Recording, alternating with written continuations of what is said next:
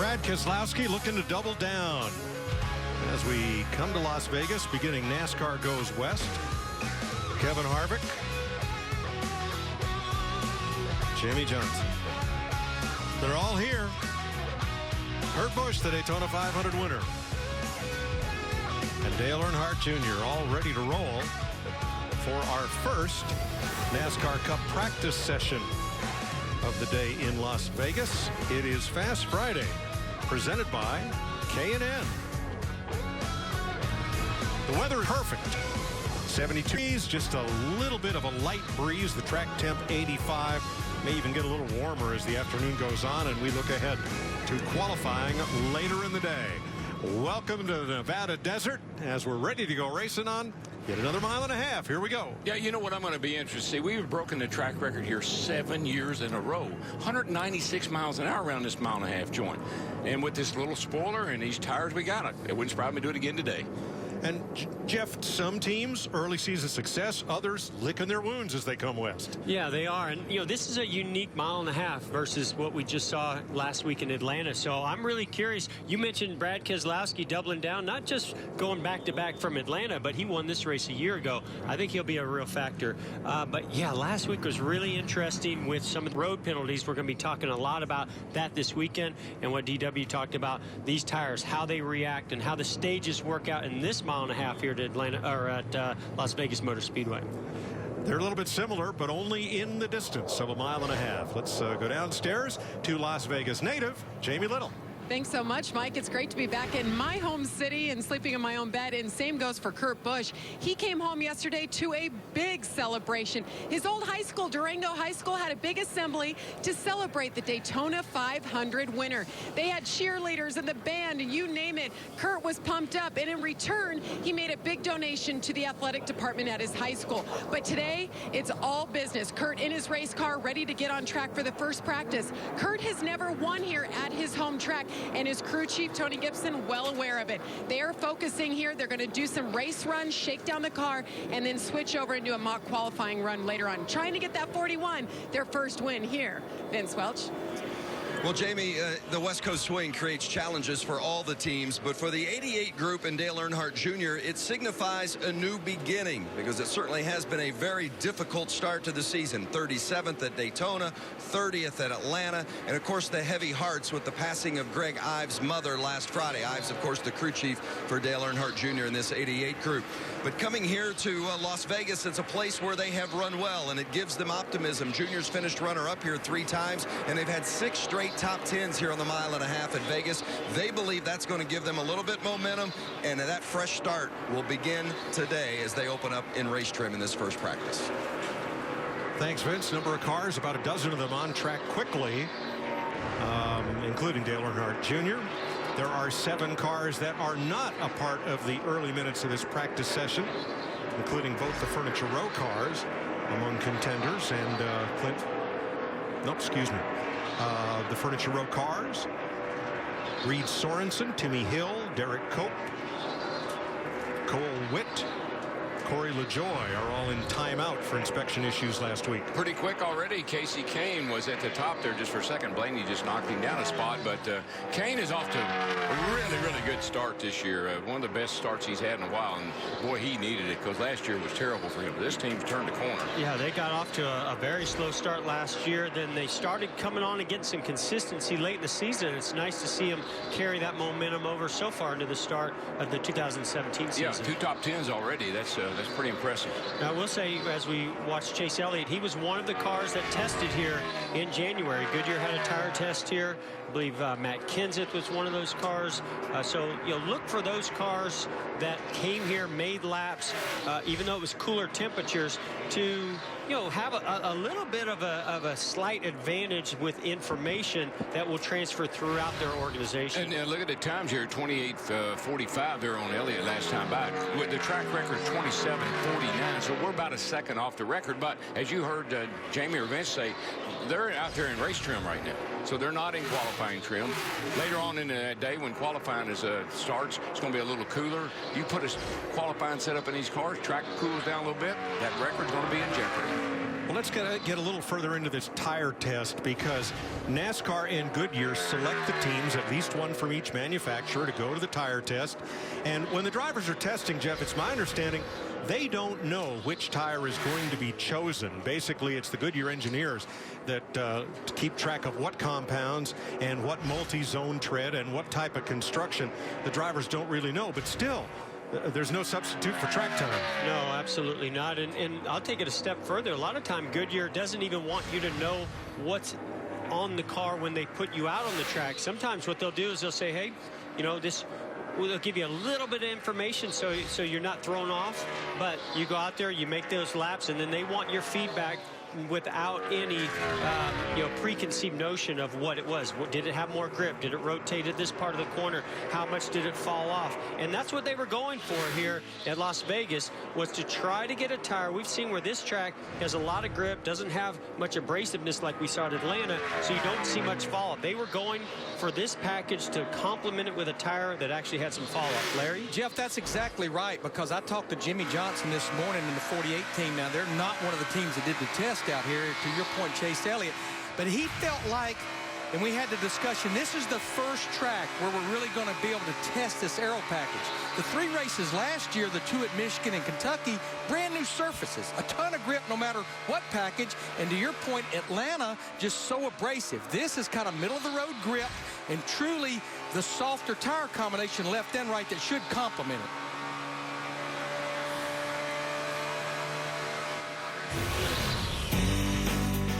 Now, this is my track grip level that Goodyear gave us, and this is pretty much measured in microns. And if you see right here, this is Atlanta Motor Speedway last week. And look at the difference over here at Las Vegas Motor Speedway. And simply that's going to be a lot to do with the contact patch of the tire to the racetrack. This is almost over here like a cheese grater. Just grades the tire up, no grip whatsoever, a lot better. We call it a 1 at Atlanta, and we call it a 3 at Las Vegas on our 1 to 5 scale.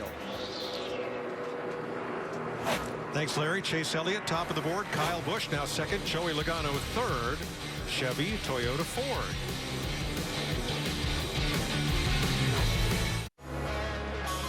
Welcome back to Las Vegas. Jimmy Johnson joins Chase Elliott at the top of the board. Kyle Busch, Logano, and Kane are the fast 5.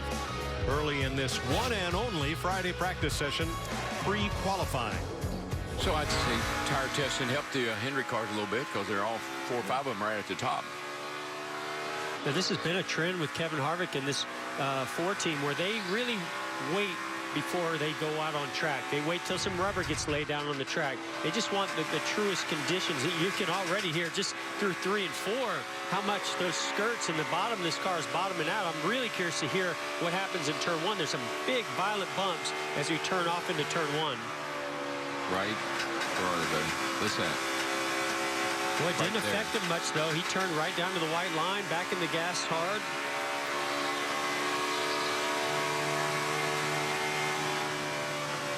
And now, that's something that Kevin does, I think, as well or better than anybody in the field. Did you hear how he rolled out of the throttle?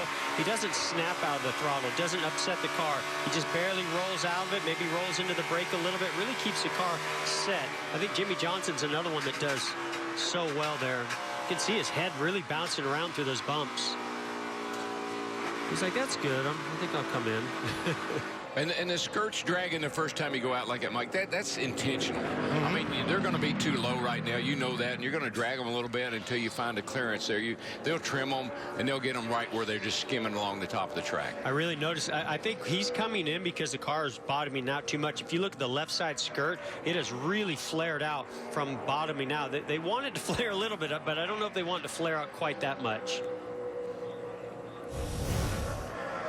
Well, last week will be a race that Kevin Harvick will likely never forget, because, quite frankly, they gave one away. On the last pit stop, he got caught for speeding, as many drivers did last week, but he did so after dominating the entire race to that point. Restarted, I think, 14th, rebounded to 9th at the finish in a race that they should have won. He's led 65% of the laps so far this year. No wins. I think he's led 65% of the laps at Atlanta for about the last 10 years. At least. No wins.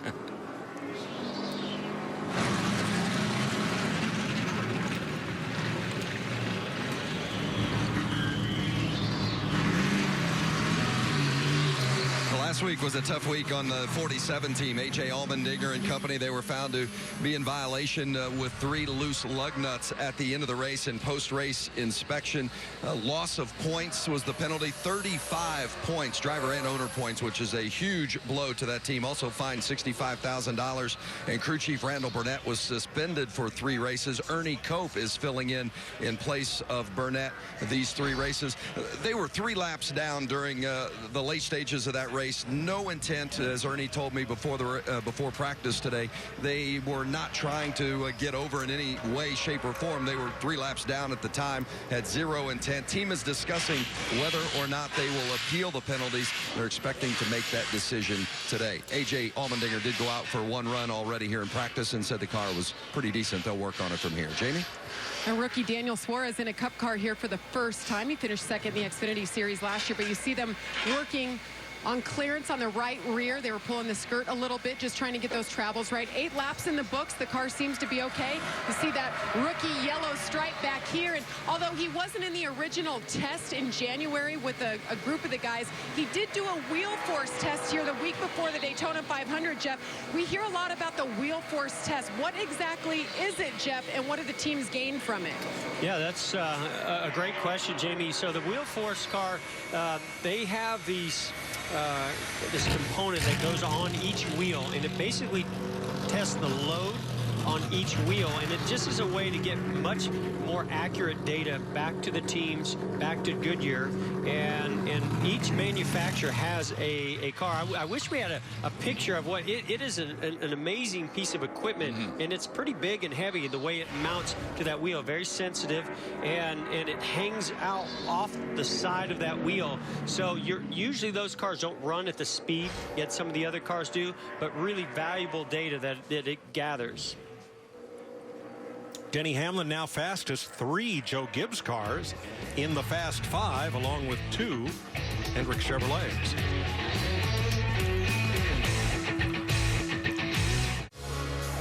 A few changes there in the top 10. 3 Gibbs Toyotas, 2 Hendrick Chevys, top of the board. Then the Ganassi Chevy for Kyle Larson. Penske Ford for Logano. Casey Kane, Kurt Busch, Daniel Suarez. The top 10. Mike, you're the word master. What does encumbered mean? They're an encumbered win. What are they talking about? It's a legal term, and I guess it's what happens when lawyers are involved in writing the rule book. NASCAR has a long-standing policy of making sure that the fans leave the racetrack knowing who the winner is. But recently, they have had to raise the stakes for teams that are found with cars out of compliance at the end of the race. And so a win is encumbered, and that may mean loss of points, loss of purse, and other sanctions against the winner. You may not qualify for the playoffs. You may not use that win to qualify the playoffs, for example, in either owner or driver. So that's what happens. That's the current phrase NASCAR is using for a car that is found not to meet the rules in post-race inspection and is penalized, that the win is encumbered by penalties. Gotcha. Or just the finish in general could be encumbered, right? It doesn't have to be a win. Is that right? No, it could be any finishing position. Right. Now, the 47, that penalty of 35 points, that is equivalent to erasing a second-place finish. So that really is a huge penalty. Yeah, and here's what I'd like to go back and try to get some information from the team, because usually that tire changer knows if there's a lug nut missing or didn't get tight, and they would go back to the crew chief, say, hey, I don't think I got them all tight, bring them back in, let's tighten them up. We saw that with the 2 of Keselowski. Exactly. They knew they were missing or didn't get one of those lug nuts tight, especially being 3 laps down. You know that it was an innocent mistake, but why did they not have enough information available to themselves to not bring the car back down? That's what, is something that we're going to dig into a little bit more. Yeah, cut your losses. I mean, you know that if you're out, when the race is with, you got 3 lug nuts either not on or not tight. That's huge. Come back in, get it right. And the reason the penalty is so large is that that's a huge safety issue in NASCAR's eyes, having multiple loose lug nuts. They said it was going to be a stiff penalty if that were to happen, and they backed it up.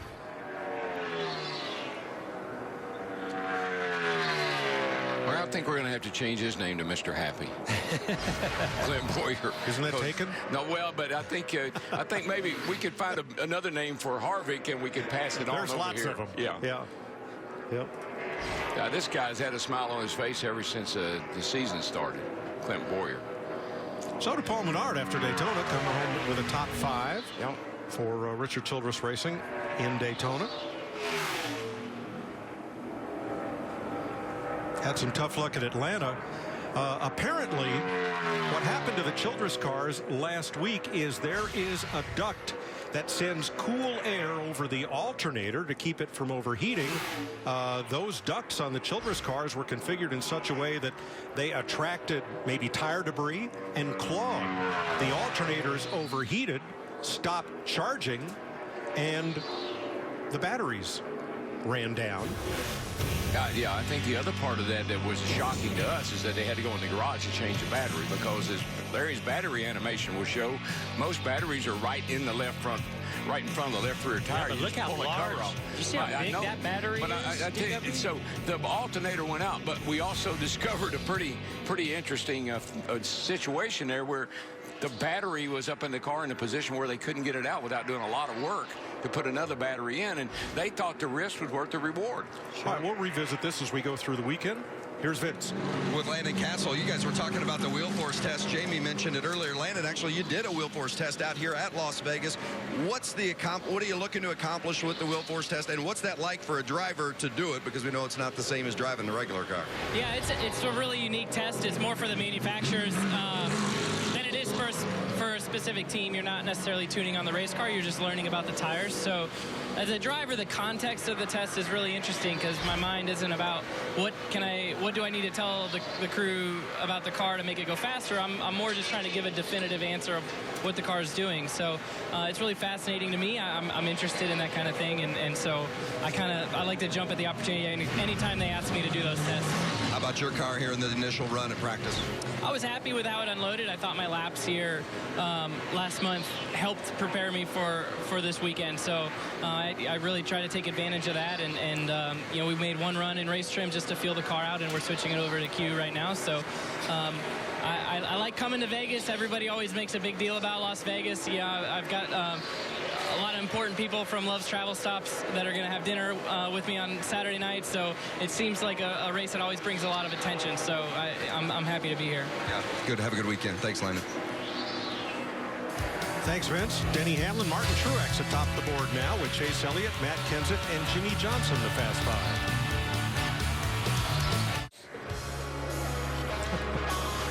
Welcome back to Las Vegas. Dikembe Mutombo. He's talking to Kevin Harvick. You know what he's saying? Not in my house. I think he's giving advice on how to become a Hall of Famer. I bet. Jamie? And Dikembe Mutombo joining me now, NBA Hall of Famer, but this is your first race. What do you think about all this, hanging out with Kevin Harvick? It's a good experience. I thanks the T-Mobile and Exxon for bringing me here. And I thanks Kevin team for allowing me to just watch them, to learn the basis and the component, what it takes to be a car driver and what it takes for your car to get there. Well, you and Kevin Harvick are the stars of the new Mobil 1 commercial. Do you guys have a little bit of fun in that? We have so much fun. I think going to Charlotte to shoot the commercial, I think was a great experience. And I got a chance to learn a lot about him personally, to learn about the car racing, to learn about his family. He taught me so much. Thank you so much, Dikembe. Good to see you, and have a great weekend. Getting a lot of attention down here, as you guys can imagine. Well, I'll bet. What's it like? What's it like when you have athletes from other sports come into our world?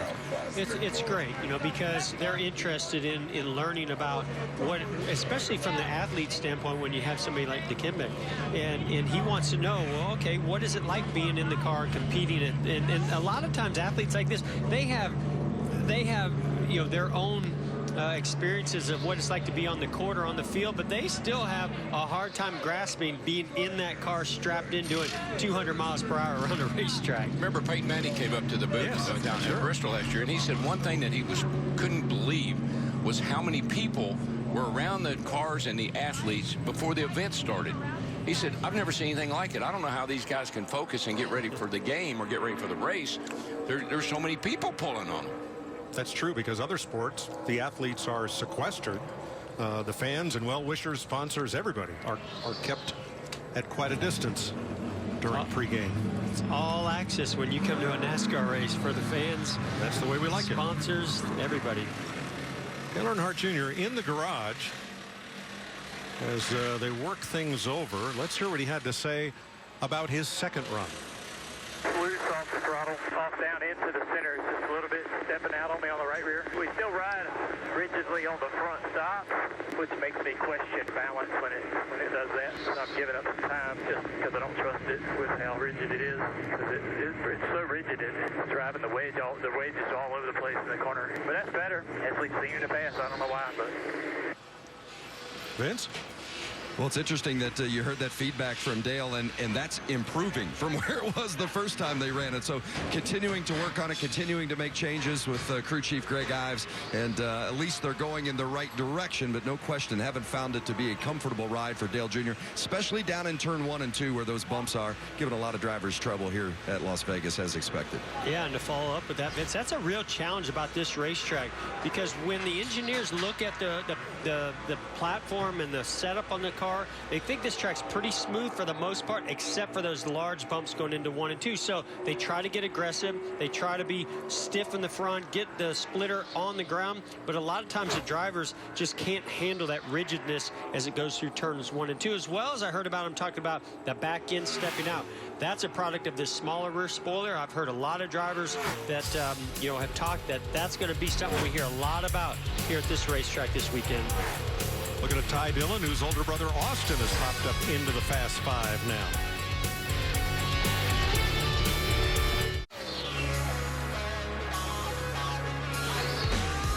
Welcome back to Las Vegas as part of NASCAR Goes West, presented by Toyota.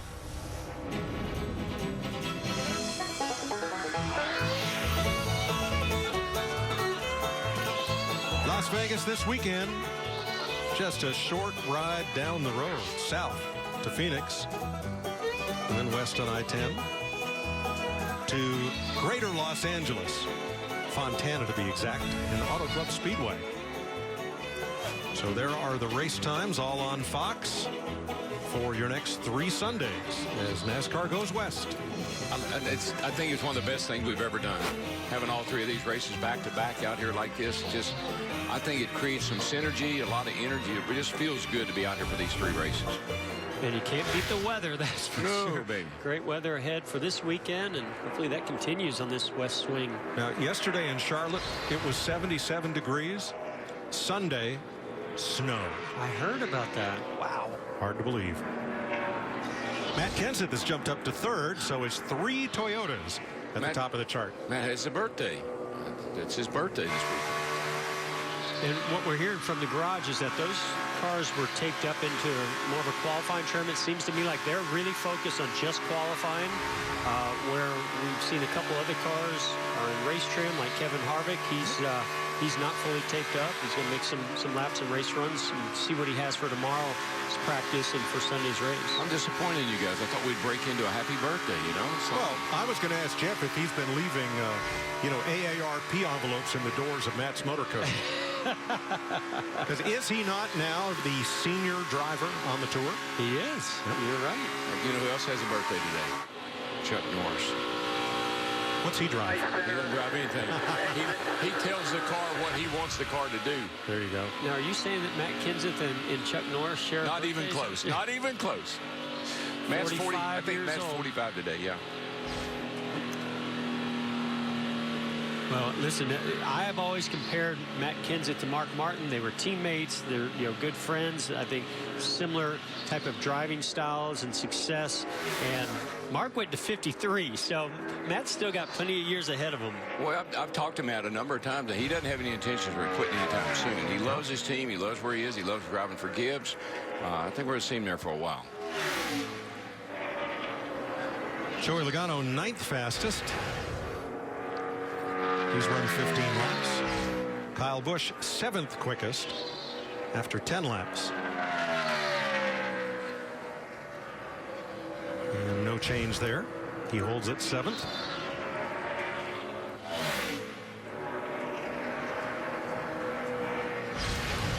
Kyle's made for quite a few laps. It's 11 laps he's been out already, compared to some and only made 1 or 2. And what I liked when I saw him go through turns 1 and 2 that last run, and something I'll be looking forward to in the race, is the groove moving up the racetrack. We've seen a lot of cars right on the bottom. Usually when the grip is high with newer tires, they'll go right to the bottom. Last time through this turn through 1 and 2, we saw Kyle a little bit further up. I don't know if he's just searching around or the track in the car took him up there, but I think this track will widen out as we get to Sunday's race and have multiple grooves. Yeah, it seemed like, Jeff, because of the bumps in 1 and 2, you always seem like you want to run a little bit above those, middle of the track, and even higher possibly. 3 and 4, I've seen the guys right up against the wall in 3 and 4 when the race got going. You can see right there, Denny Hamlin's all taped up, went right through the middle of the corner. Car, you can tell the car's got good grip. A little over rotation as he got down to the white line right there, over 200 miles per hour, getting into turn 3. So certainly a qualifying run here. 28.26, 5/100ths off his first and fastest lap. But Hamlin is quickest with 52 minutes to go in pre-qualifying practice.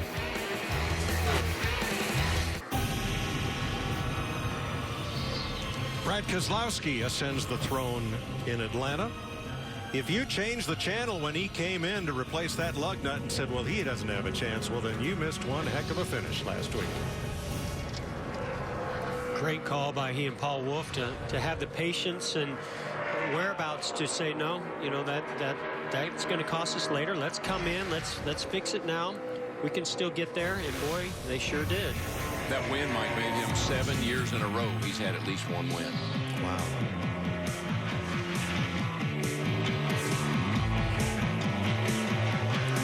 Had a tire issue early, came back to hit those 5 lug nuts. And then picked him up, put him down, mowed him down. Got Kyle Larson and went to victory lane.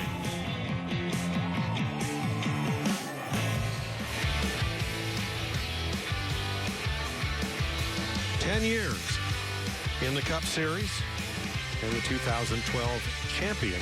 First driver to win a Cup championship for Roger Penske, who is one of the 5 new nominees to the NASCAR Hall of Fame. I think Brad's right in his prime. I always laugh when I hear Junior Johnson always told me, you want a driver that's in his late 29s or early 30s. And Keselowski's in his early 30s. Right there. Jamie?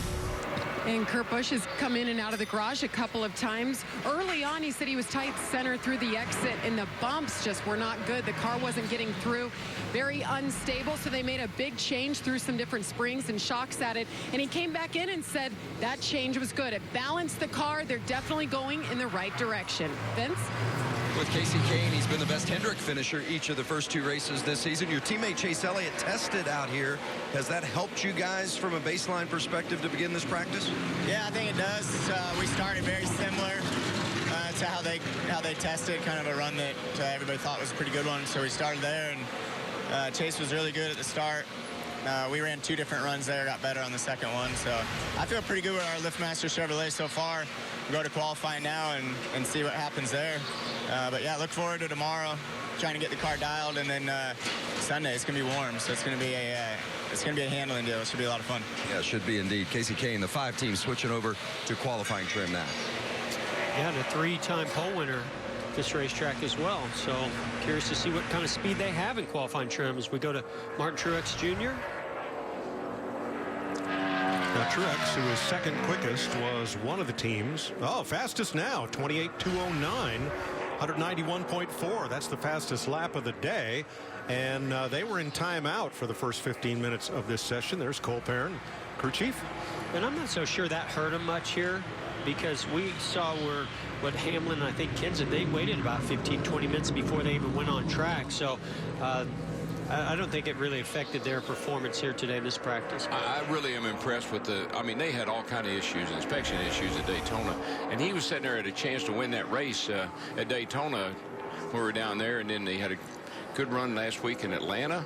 There he is down on the apron, and by the way, that's perfectly legal. Yep, no out of bounds. No out of bounds. Shorten the track as much as you can. Try to gain as much. That's worth a couple hundredths of a second, but that's those hundredths are important to everybody. Austin Dillon sporting a new sponsor and a new race car. Yeah, I think Slugger Labby say they built a brand new car for out here, and this team, Slugger and Austin, I mean, they are jacked up, man. They want to, and Richard, they have done a lot of work in their company. They've made a lot of personnel changes, a lot of engineers. I think they got more engineers than they've ever had before. I mean, they are on it and digging hard. 28.49 for Dillon. There's Daniel Suarez. Danny. Yeah. I love that. When Jeff and I said, but aren't you known as Danny? He looked at us like, well, I am, but I didn't know y'all knew that. Danielle, Danny, whichever way you wish. He is fourth quickest right now. 4 Toyotas in the first 4 spots. Go get him, Danny boy. Tomorrow, in addition to this, those piston engines ignite as NASCAR is west in Las Vegas. The green flag drops for the Xfinity Series tomorrow, 3:30 Eastern on FS1. And then the NASCAR Cup Series Sunday, 3 o'clock Eastern on Fox. All part of NASCAR Goes West.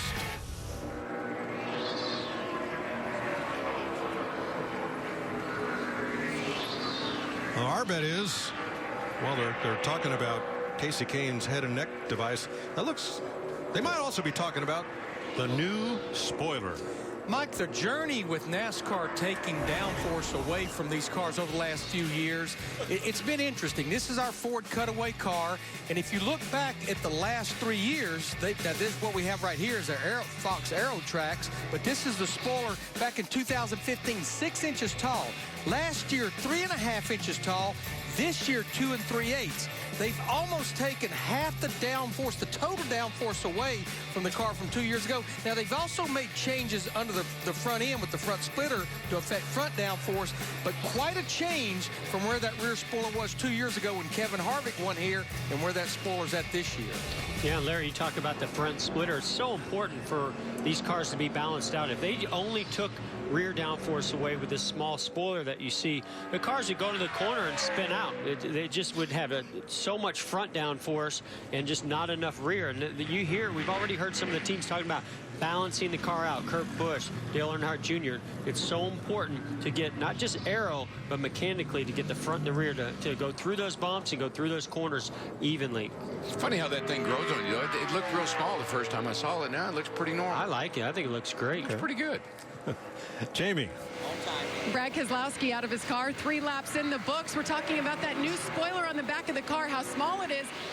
How does that affect the car here? You're a 2-time winner. You know how it feels. Has it changed much? I think the biggest thing that I feel in the cars, and it's the same thing on the Xfinity side with a smaller spoiler, is there's a bigger discrepancy between your corner speeds, Jamie, and your straightaway speeds. So the cars, you have to slow down a little bit more for the corners, but you're faster on the straightaway because you don't have all that drag. So it's good. You feel the cars accelerate. It feels good. It gives you a good little rush in the car and makes them fun to drive. You're coming off a big win last week, and you look at your stats. You've gained bonus points in all 4 stages so far. So as a driver, with the way that we've changed things with stage racing, how do you look at the points and take everything in during the week? Well, yeah, I want to win the points before we get to the playoffs because there's a pretty good bonus for that. But most importantly, you still want to win races. You want to still run up front, and that's never going to change. Just the reward for doing so is more than ever, Jamie. And so I think everyone in the garage feels that. I feel good about it. It's nice to score those points in the segments and stages and all that stuff, but we haven't won any of them yet. I'd like to win a few of those stages and get the playoff bonus points too. But all in all, we're still really happy with winning a race early in the season. Would like to carry that momentum here in Vegas. It's been a good place for Brad Keselowski. It has. He's currently 3rd in the standings. 6 points back of Kevin Harvick, the point leader, 2 points back of Kurt Busch. And Ford's going for 3 in a row, and it's the first time they've been in that position since 1992. Well, and this is a great track for them to do that. They've had great success out here. Now, they've got 9 wins at this racetrack out of 19 tries, so something's going right for them. Greg Galding, the youngster from Virginia. You know, he was not allowed to run Daytona, didn't have enough experience to run the 2.5 mile super speedway. I got to run last week at Atlanta, first try on the 1.5 miles. And so here gets a chance in the Cup car at Las Vegas. Landon Castle 23rd on the chart with a lap of 28.95. I thought Landon did a nice job of talking about the wheel force and what they're really looking for. It's really just a project. You're not looking for lap times or speed or anything. You're just looking for feedback. Jamie Mack's gone to 3rd with a lap of 191 miles per hour. He will be in the booth tomorrow for the Xfinity race. Vince? Yeah, they've really made some nice progress on that one car, and just trying to get it to turn on entry. Been a little bit too snug, but they feel better about it and got it to turn in the center a little better too. Those have been the issues for Jamie McMurray, and feel pretty good about what they've got right now through this early stage of this first practice. I think those Ganassi cars have really shown some speed this year. I mean, Kyle Larson is sitting in good shape, and here Jamie is 3rd quick.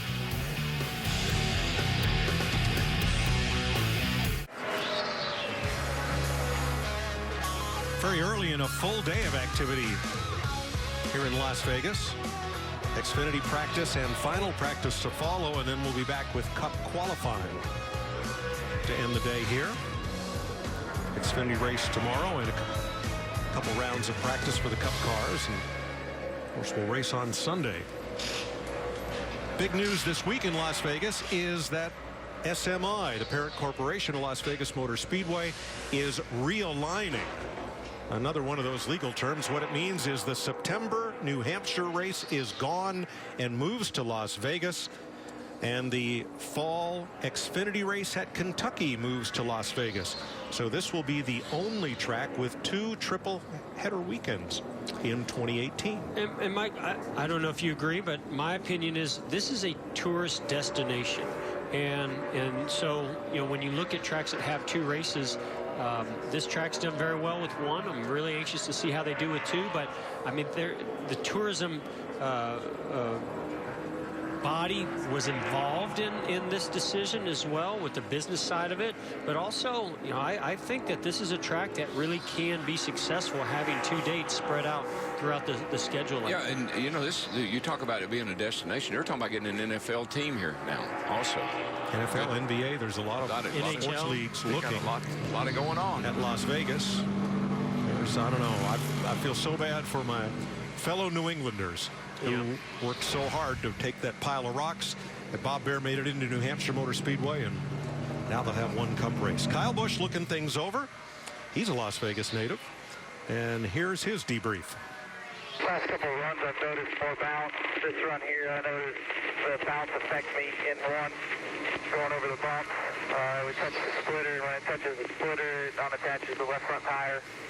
As I go, I'm definitely losing lateral grip in the tires. They just kind of slide. Now that's a debrief. I mean, he's laying it out. I mean, every detail, and that's something I've seen. Junior's been a lot better at this year, but Kyle's certainly one of the best. And you saw him looking at the underneath of that splitter. As that splitter makes contact in the racetrack, it will lose some grip, and he actually spoke about that to the team as we see 21 of Ryan Blaney to the top of the board. Yes, sir. 21.15 or 28.15. That's a heck of a good lap. And 191 mile an hour. Ryan Newman jumps to 5th. So it's now a Ford, 2 Toyotas, and 2 Chevys in the Fast 5. Casey Kane on a lap. Business is picking up. Is that what you say, DW? Oh, yeah, baby. It's getting right. The track's getting better. Teams have made the adjustments. Kane pushing it to the edge off of turn 4. And it paid off. Yes, Second. sir. Knocking on the door. That's a 19 to a 15. 21 to 15. Good job. 19 in here. I believe these guys might be onto something. Looking pretty good, huh? Maybe. 32 minutes to go in pre-qualifying practice. Business is picking up. Ryan Blaney is fastest. Casey Kane second. Martin Truex, Denny Hamlin, Jamie McMurray are the fast five. Here comes Kyle Larson. Larson. Bring it on, son. Trying to better a 28.71. And he does. Jumps to sixth with a 28.27. Going fast has not been a problem for Kyle Larson. Getting that front position to last. Going all the way back to Homestead to close out 2016.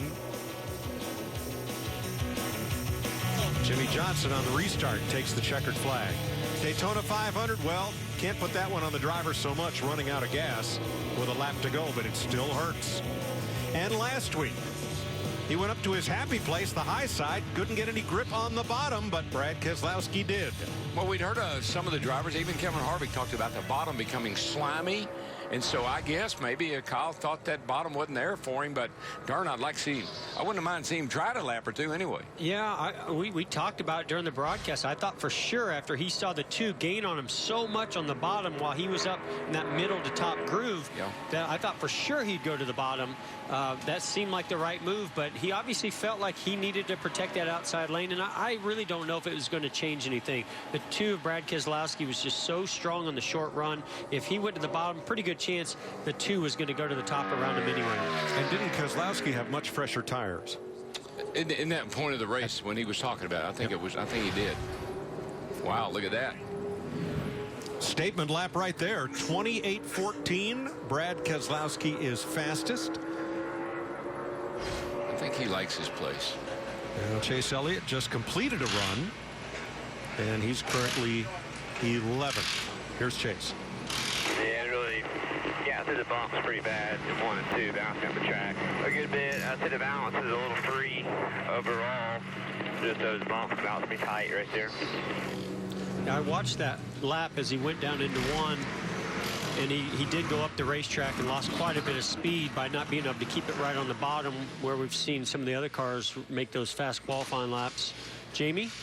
And that was his first lap mocked up in mock qualifying trim. But when they unloaded, they just went out there with a great baseline setup from the test they had here in January. Chase said he was really happy with what he had. Great speed early on, so they made the switch. They'll make some adjustments here. But Chase, he came out last night to driver auction. You know, Jeff and DW, people get to bid on drivers to ride around the track with them. Well, he brought in $2,700 for somebody to ride around with him, the most of any other driver, including Dale Jr. So we want to thank him for supporting Speedway Children's Charities last night. I think he had a good time and made a lot of extra money. That's awesome. Just take it from someone that has ridden with other drivers. It's a thrill. I tell you, there's just I've never had experienced anything quite like it. I rode with Jason, what's Bright over in Australia Jason Bright over at Mount Panorama. Yeah, in the big supercar. Yeah. And then I rode with Tony Stewart at Eldora. And I swore I'd never ride with anybody again. Stewart was the last one. They're getting an opportunity to ride with him on the pace lap before the race. This whole thing is just cool. Standing in the back of a pickup truck. Yeah, standing in the back of a pickup truck. Whoa, as you see Chris Buescher, the back end come around, almost lose it right there. But I love what they do there for charity, Speedway Children's Charity. You know, benefits a great cause, but also, you know, to get that kind of money to ride around, that shows you how the popularity of Chase Elliott is growing fast. Yeah, I'd give $2,700 riding around a pickup truck. Okay, there you go. But I don't know about driving around in a race car. That scared me to death. Reed Sorensen out for a run. Another of the cars that lost 15 minutes of practice time at the start of this session. He's currently 36th. Somebody's not practiced. We'll have to take a look at who. 39 cars are here, as we had in Atlanta. So no one worried about going home. Timmy Hill is the one car that has not practiced. So here's your Fast Friday. Xfinity Series practice coming up at 4 here on FS1. Then switch over to FS2 for Xfinity Series final practice at 6 and Cup Series qualifying at 7:30. Hey, there's a couple of tourists. I I think I've seen them before.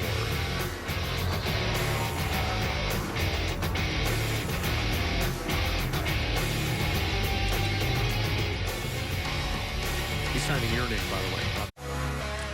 Follow at Toyota Racing and use the hashtag NASCARGoesWest. Keep up with everything on the West Coast swing here.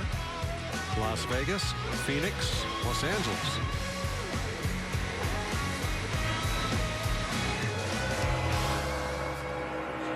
Trevor Bayne, new look for the number 6 as he finishes up a run. 22nd.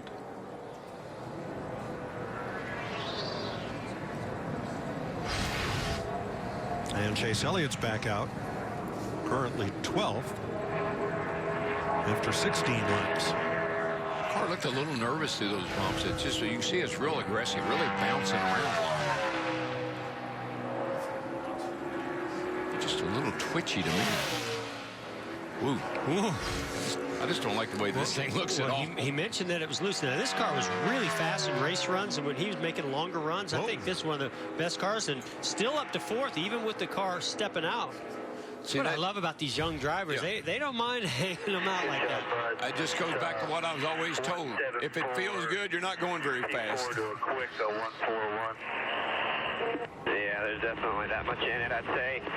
I'll tell you when I get back. Copy, copy.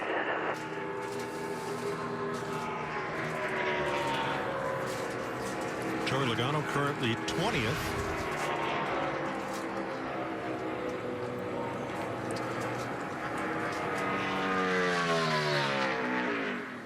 He jumps to 9th. 28-27. 191.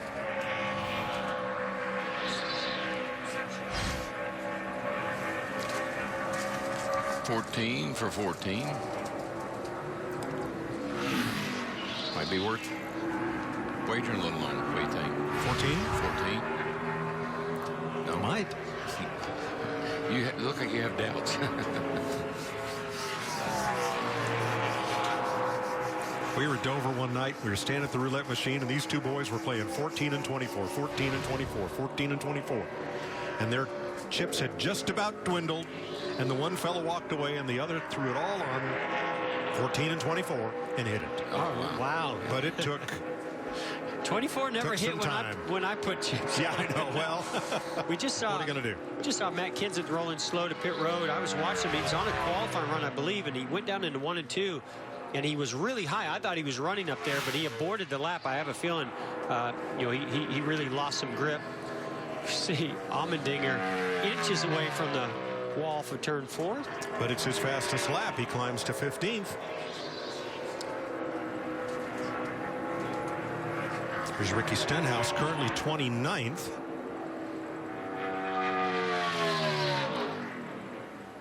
And good jump for Stenhouse, 10 spots to 19th. Great qualifying effort for Ricky Stenhouse Jr. last week at Atlanta. I'm curious to see if they can back that up this weekend. Off just a little here, looks like 19th, and Trevor Bayne 24th. Ryan Newman currently 10th and will stay there even though it's his fastest lap. Keselowski, Blaney, Truex, Kane, and Elliott are your fast 5 with 18 minutes to go. Eric Jones is on a flyer. He is currently 2nd at 28.14. And Martin Truex, top of the chart, his teammate, 27.90. Yeah, we're talking. First car under 28 seconds. Nice job by Michael McDowell. Ran a lap in the top 15 here. I watched this lap of Martin Truex Jr. and that's the only car I've seen glued to the white line through both ends of the racetrack. You could just see the speed through the corners of that car as we ride along with Dale Earnhardt Jr.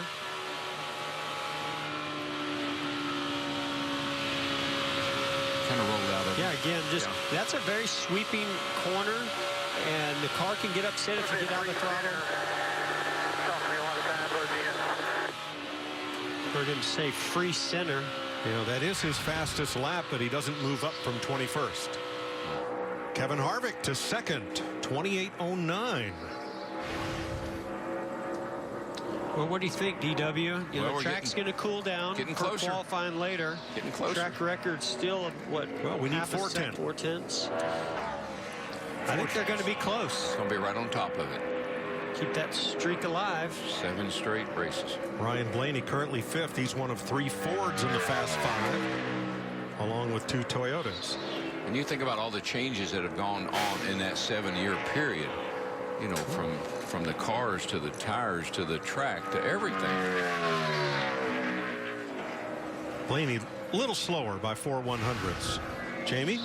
In the 78 of Martin Truex Jr. unloaded on rails. This car has been so good. They've just focused on qualifying trim today, made very minimal changes. He's been good over the bumps, good on both ends of the racetrack. And I talked to Cole Pern, and he told me basically because they expanded to a 2-car team, all of the primary cars from last year are now backups, and they have rebuilt all new cars. So this is a brand new car, and they are happy with it.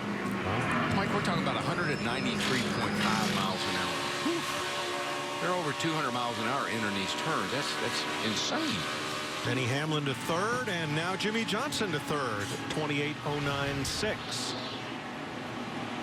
It's funny how it always picks up at closing time. Danica Patrick just began her run. She's currently 30th at a 29.10 after 17 laps. We just saw Jimmy Johnson there go up to 3rd. We documented this last week in Atlanta. No pole at Atlanta, no pole here either. I mean, you think of all the wins he has on 1.5 tracks, but yet, you know, 2 tracks in a row, no pole. Danica picks up 2 spots. 28.79. I've just always watched that 48 car as we watched Danica here. I always watched that 48 car. Ever how they qualified. If they qualified up near the front, you knew they were going to be very competitive. If they struggled in qualifying, it seemed like they struggled in the race. Matt DiBenedetto, currently 32nd at a 29.53. He's run 16 laps.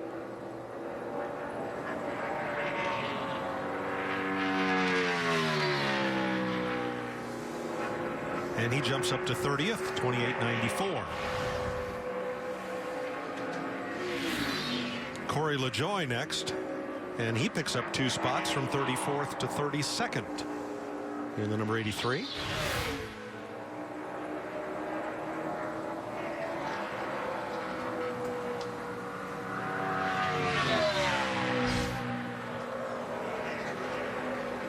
Just watch Daniel Suarez go through 1 and 2. Pretty nice line through there, right to the bottom, like we've seen some of the faster cars make. Looks Step good. back down to the white line here through 3 and 4. Pretty smooth. Trying to improve on a 28.35. And does. 28.25. 12th quickest. Martin Truex fastest. Kevin Harvick 2nd quickest. Signing for the fans. 11 minutes to go. Nellis Air Force Base across the street, a very busy place on Fridays when NASCAR comes to Las Vegas, and I would imagine on most Fridays. But there's plenty of speed over on this side of the Las Vegas Boulevard, where Ryan Newman's on a lap. His teammate Austin Dillon jumped up to 18th. And Newman 15th right now, 28.28. Pretty good 3 and 4 look like it.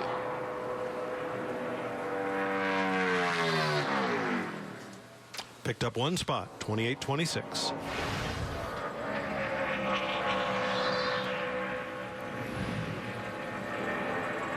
Love hearing those cars go by when they've shut the engine off and you can just hear the whistling and the air moving over the car.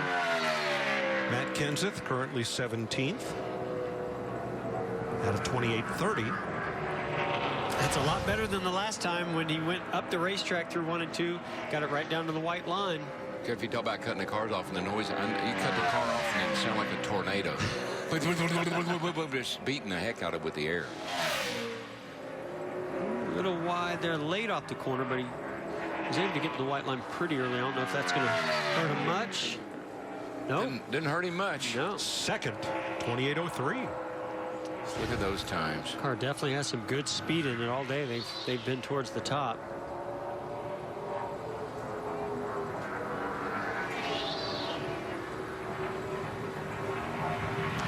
lot of takers. About 8 cars roll out here with just 7 minutes to go.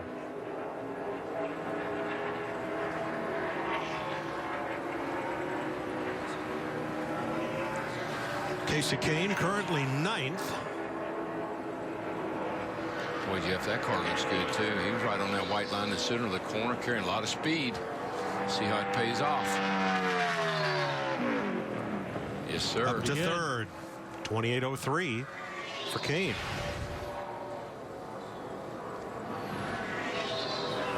You know, guys, the rocker skirts or the side skirts on these cars, they can do a lot. Now, this is A.J. Allmendinger in the 47 car. See, they're perfectly straight, which is how they have to be when you go out and leave inspection. But look over here at Jamie McMurray. They have these designed as that car goes along and hits the bumps and bottoms out. You're going to see it here in slow motion. You can see they stay sealed to the racetrack, but it's also flaring them out.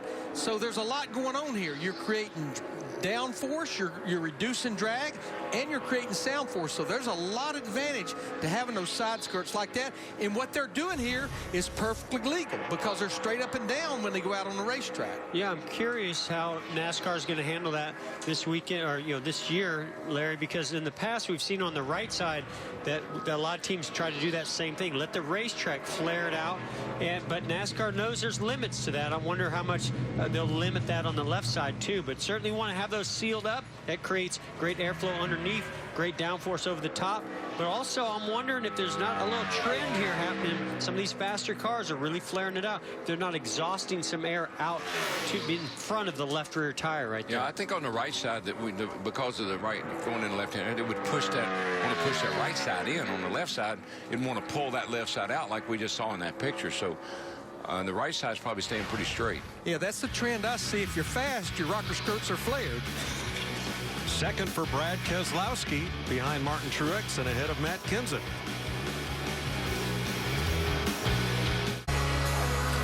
Two and a half minutes to go in pre-qualifying practice. Kyle Larson jumped up to third, then Jimmy Johnson, and whoa, Jamie McMurray got very close to the outside wall. That's what I call exiting four. Using up all of it.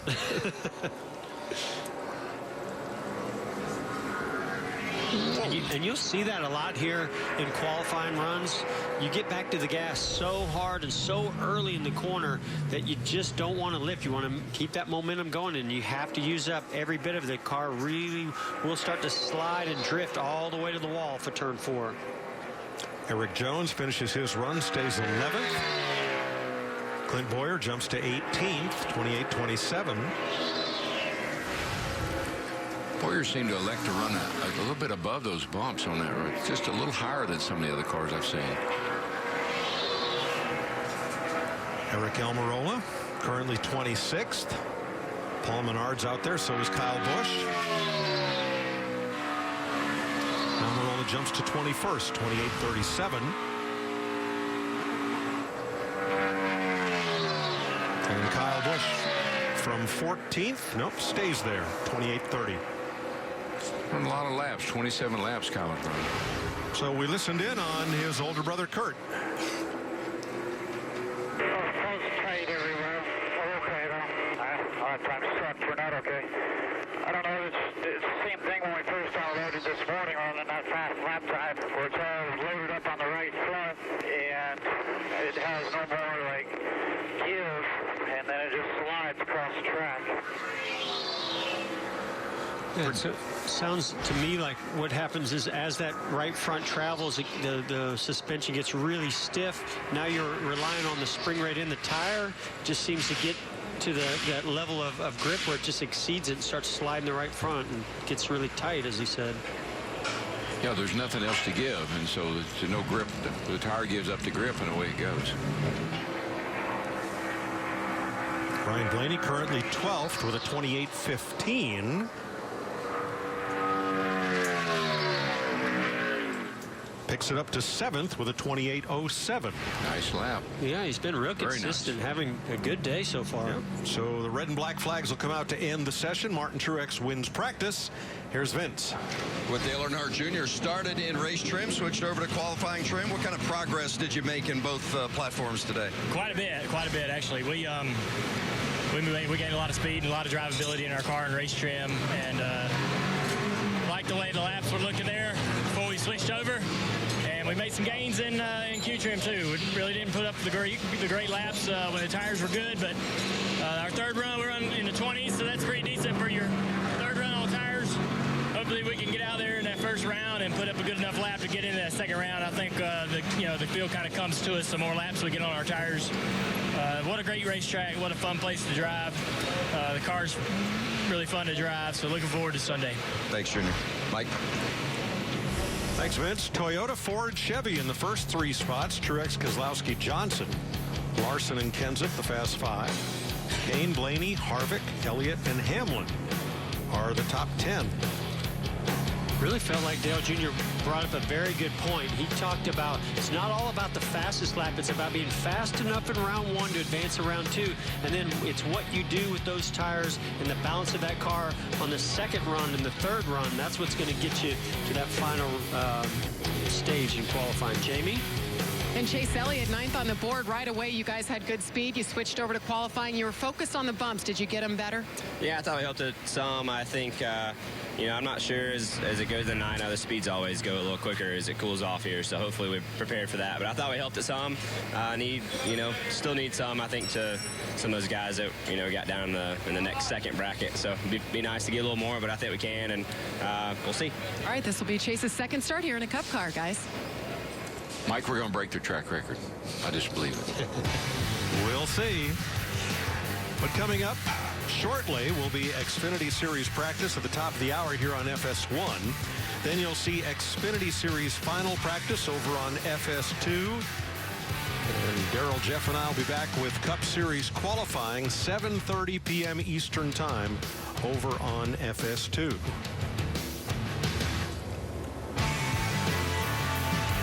Well, last year here, Brad Keselowski was fastest in the first practice. This time around, he's second quickest. Martin Truex fastest. Jimmy Johnson, Kyle Larson, Matt Kenseth. Make your picks for the poll, and we'll see you back here at 4:30 with Cup qualifying. So an uneventful first practice with a lot of changes in the top spots. Martin Truex wins practice. Let's join John Roberts and NASCAR Race Hub right here on FS1.